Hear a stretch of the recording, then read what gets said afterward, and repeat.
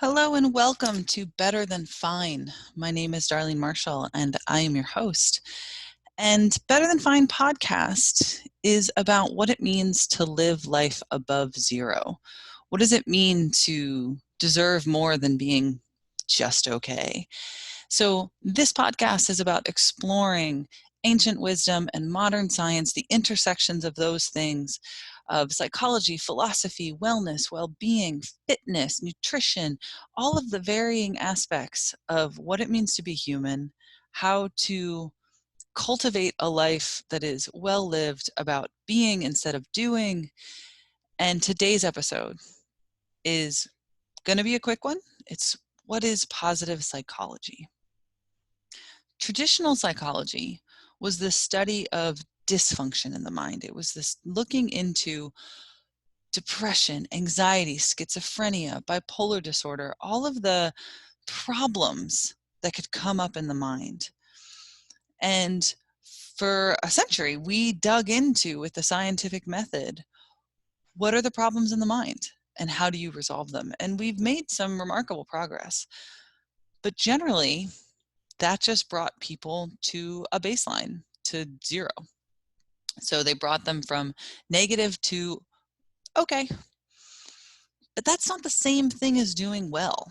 And that concept is the inspiration for the title of this podcast, because positive psychology is about studying what it means to live a well-lived life. What does it mean to flourish? What is well-being? And so for 30 years, positive psychology has been the study of human flourishing. Now, it started with defining things like, why are positive emotions important? And what does it mean to live a well-lived life?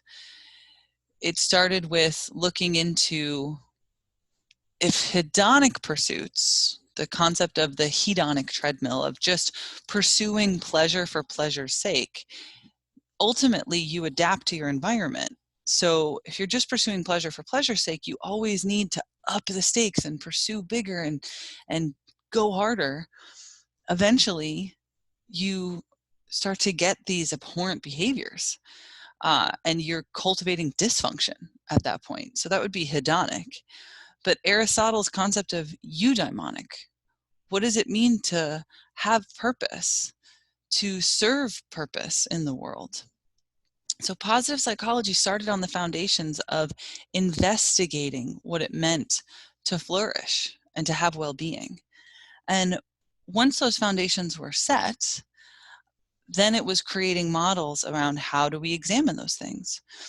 So Martin Seligman, who's one of the genius leaders in the field and was the first person to stand up in front of the American Psychological Association as its president in 91 and say, we need to do better. We need to look into the positive side of things. So he created a model that's considered to be one of the touchstones in positive psychology, and that would be the PERMA model.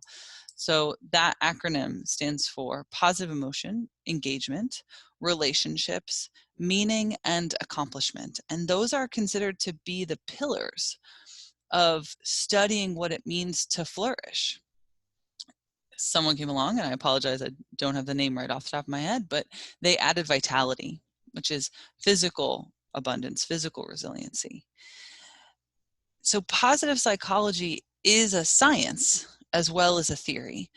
So then we get into scientific rigor around creating flow, growth mindset, grit, determination, positive emotions, what it means to have good character, how to cultivate virtues. All of these are coming out of this only 30-year-old discipline. I am currently getting my master's in applied positive psychology at the University of Pennsylvania. And through this podcast, I intend to share some of the cutting edge of what's happening in positive psychology and use it to inform practice on how you flourish. So when I talk about positive psychology, this is what I'm talking about.